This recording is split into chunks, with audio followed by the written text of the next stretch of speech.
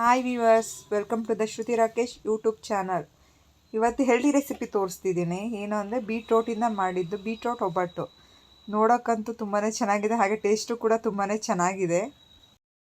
ಇವತ್ತಿನ recipe beetroot ಒಬ್ಬಟ್ಟು. ಅದಕ್ಕೆ ಏನೇನು ಬೇಕು ಅಂದರೆ ಬೀಟ್ರೋಟು ಸಣ್ಣದಾಗಿ ತುರಿದಿಟ್ಕೊಂಡಿದ್ದೀನಿ, ಒಂದು ಕಪ್ ತೆಂಗಿನಕಾಯಿ ತುರಿ ಅಂದರೆ ಕೊಬ್ಬರಿನ ಪುಡಿ ಮಾಡಿಟ್ಕೊಂಡಿದ್ದೀನಿ, ಬೆಲ್ಲ 1 ಕಪ್ಪು, ಏಲಕ್ಕಿ 3, ಮೈದಾ ಹಿಟ್ಟು, ಎಣ್ಣೆ, ಅರಿಶಿನ.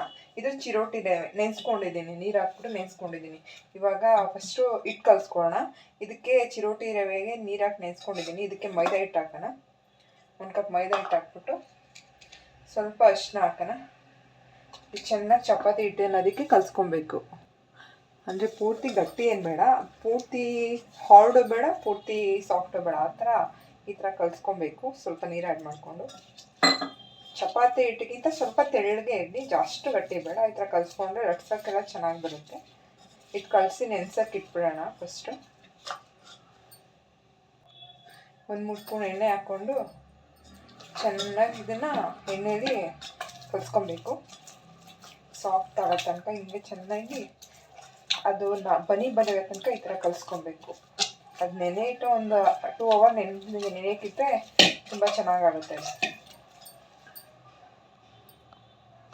ಇದು ಈ ಥರ ಆಗಿದೆ. ಮೇಲೆ 1 ಸ್ಪೂನ್ ಎಣ್ಣೆ ಇಟ್ಬಿಟ್ಟು ಮುಚ್ಚಿಡೋಣ. 1 ಅವರ್ ಇದೇ ಥರ ಮುಚ್ಚಿಡಬೇಕು. ಇವಾಗ ಪ್ಯಾನ್ ಆನ್ ಮಾಡಿಕೊಂಡು ಒಬ್ಬಟ್ಟು ಹೂರ್ಣಕ್ಕೆ ರೆಡಿ ಮಾಡ್ಕೊಳ್ಳೋಣ ಬನ್ನಿ. ಸ್ಟವ್ ಆನ್ ಮಾಡ್ಕೊಂಡು ಪ್ಯಾನ್ ಇಟ್ಕೊಳ್ಳೋಣ. ಕಾಯಿಲೆ ಇದು ಕಾಯಿ ಅಷ್ಟರಲ್ಲಿ ಪಕ್ಕದಲ್ಲಿ ಸ್ಟವ್ ಮಾಡೋ ಒಂದು ಪಾತ್ರೆ ಇಟ್ಕೊಂಡು ಬೆಲ್ಲನ ಕರಗಿಸ್ಕೊಳ್ಳೋಣ. ಯಾಕಂದರೆ ಕಲ್ದಿರೋದಲ್ಲ, ಸ್ವಲ್ಪ ನೀರು ಹಾಕ್ಬಿಟ್ಟು ಅದನ್ನು ಪಾಕದ ಥರ ಮಾಡ್ಕೊಳ್ಳೋಣ. ಯಾಕಂದರೆ ಬೆಲ್ಲದ ಕೆಳಗಡೆ ಕಲ್ಲಿರುತ್ತೆ, ಅದನ್ನು ಇದು ಮಾಡ್ಕೊಬೇಕು. ಈಗ ಡೈರೆಕ್ಟ್ ಹಂಗೆ ಹಾಕಿದ್ರೆ ಕಲ್ಲೆಲ್ಲ ಹಾಗೆ ಸಿಗುತ್ತೆ. ಇದಕ್ಕೆ 1 ಸ್ಪೂನ್ ತುಪ್ಪ ಹಾಕೋಣ.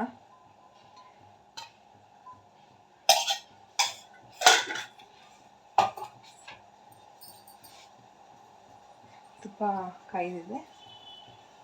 ಈಗ ಇದಕ್ಕೆ ಬೀಟ್ರೋಟ್ನ ಚೆನ್ನಾಗಿ ಫ್ರೈ ಮಾಡ್ಕೊಳ್ಳೋಣ. ಹಸಿ ವಾಸನೆ ಹೋಗೋ ತನಕ ಫ್ರೈ ಮಾಡ್ಕೊಳ್ಳೋಣ.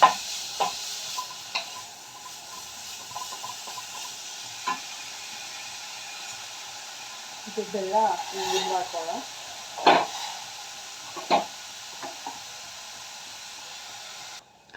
ಈಗ ಇದಕ್ಕೇನೆ ಕೊಬ್ಬರಿ ಪುಡಿ ಹಾಕೊಂಡ್ಬಿಡೋಣ. ಅದನ್ನು ಸ್ವಲ್ಪ ಫ್ರೈ ಮಾಡ್ಕೊಳ್ಳೋಣ.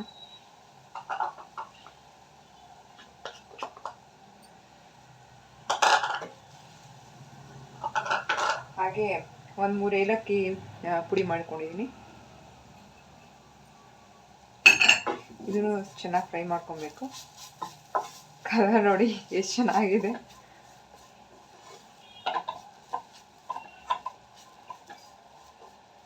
ಚೆನ್ನಾಗಿ 1-2 ನಿಮಿಷ ಹಾಗೆ ಫ್ರೈ ಮಾಡ್ಕೊಬೇಕು.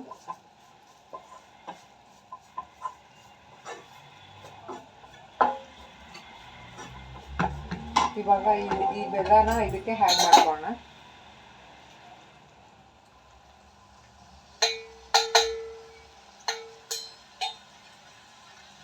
ನೋಡಿ ಎಷ್ಟು ಡಸ್ಟ್ ಇದೆ, ಕಲ್ಲೆಲ್ಲ ಒಳಗಡೆ ಹಾಗೆ ಹೋಗ್ಬಿಡೋದು.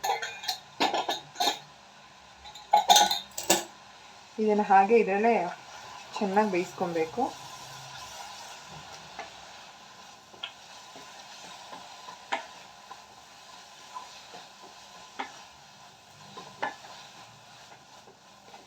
ಈ ಫುಲ್ ಡ್ರೈ ಆಗೋ ತನಕ ಹೀಗೆ ಇದೆಲ್ಲ ಬೇಯಿಸ್ಕೊಳ್ಳೋಣ.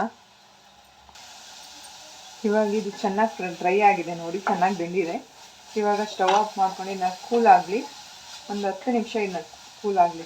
ಕೂಲ್ ಆಗೋ ತನಕ ಮುಚ್ಚಿಟ್ಬಿಡೋಣ.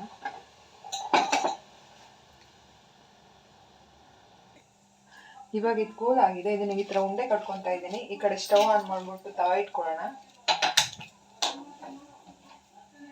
ಈ ಥರ ಉಂಡೆ ಕಟ್ಕೊಂಡು ಇಟ್ಕೊಳ್ಳೋಣ.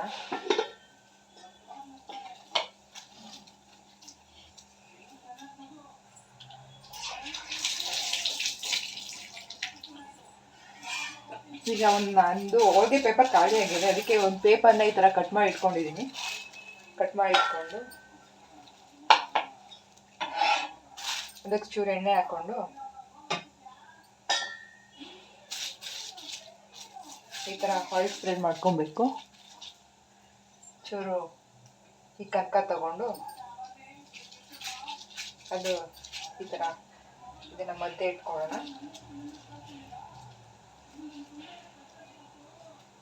ಈ ಥರ ಉಂಡೆ ಮಾಡಿಕೊಂಡು ಸ್ವಲ್ಪ ಎಣ್ಣೆ ಹಾಕ್ಬಿಟ್ಟು ಈ ಥರ ಸ್ಪ್ರೆಡ್ ಮಾಡ್ಕೊಳ್ಳೋಣ.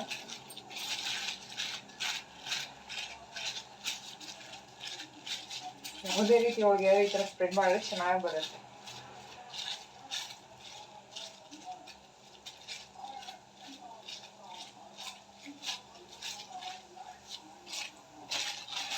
ನೋಡಿ ಈ ಥರ ಬಂದಿದೆ.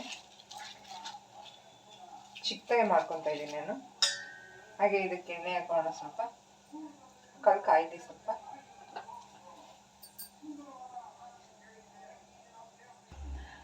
ಇವಾಗ ಕಲ್ ಕಾದಿದೆ. ಇದನ್ನ ಹಾಗೆ ಇದನ್ನ ಹಾಕೋಣ. ಹಾಗೆ ಮತ್ತೆ ಇನ್ನೊಂದು ಅದೇ ಥರ ರೆಡಿ ಮಾಡ್ಕೋಣ.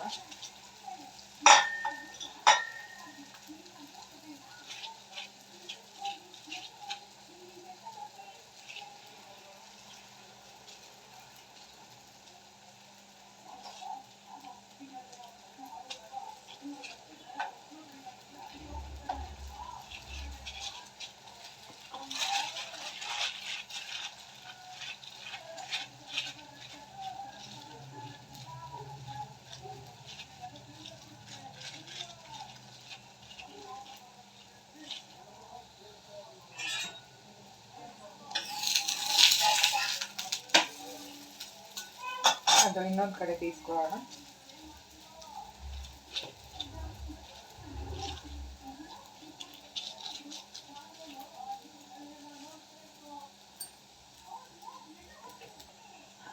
ಎರಡು ಕಡೆ ಚೆನ್ನಾಗಿ ಬೇಯಿಸ್ಕೊಬೇಕು. ಇವಾಗ ಇದಾಗಿದೆ. ಮತ್ತೆ ಅದೇ ಥರ ಇವನ್ನ ಹಾಕೋಣ.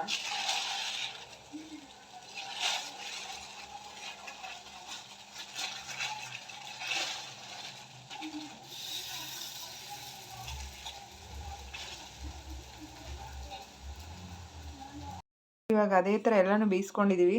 ನೋಡಿ ಎಷ್ಟು ಚೆನ್ನಾಗಿ ಬಂದಿದೆ. ಸಾಫ್ಟ್ ಆಗಿದೆ, ತುಂಬ ತೆಳ್ಳಗಿದೆ.